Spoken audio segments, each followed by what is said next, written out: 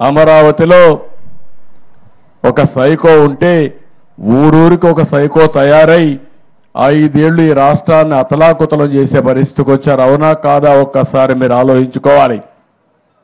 5 ఏళ్లు నన్ను కూడా గ్రామాలకు రానియలేదు. ఈరోజు 3 నెలలు దగ్గర అవుతా ఉంది, 80 రోజులైంది. ఎక్కడన్నా మాజీ ముఖ్యమంత్రి కానీ వైఎస్ఆర్ కాంగ్రెస్ నాయకులు కానీ అడ్డుకున్నామా ఒక్కసారి మీరు ఆలోచించండి. నేను ఒకటే ఆలోచిస్తున్నాను, ఇలాంటి వ్యక్తులు ఈ సమాజానికి చేటు అయినా కూడా ఆ ఉద్యమం మీ దగ్గర నుంచి రావాలి. మొన్న ఎన్నికల్లో నేను చూశాను, తెలుగుదేశం పార్టీ పెట్టి 42 సంవత్సరాలు అయింది కానీ మొట్టమొదటిసారిగా 93% గెలిపించి బ్రహ్మరథం పట్టింది. ఈ ప్రజానీకమే బ్రహ్మరథం పట్టారు. అన్ని జిల్లాల్లో 100కు 100% గెలిపించారు. 57% ఓట్లేశారు.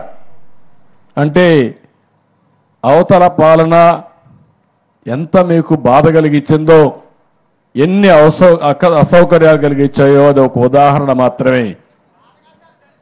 దరిద్రం మా తమ్ముడు చెప్పినట్టు బాధ కాదు, దరిద్రం రాష్ట్రానికి పట్టినటువంటి ఒక శని.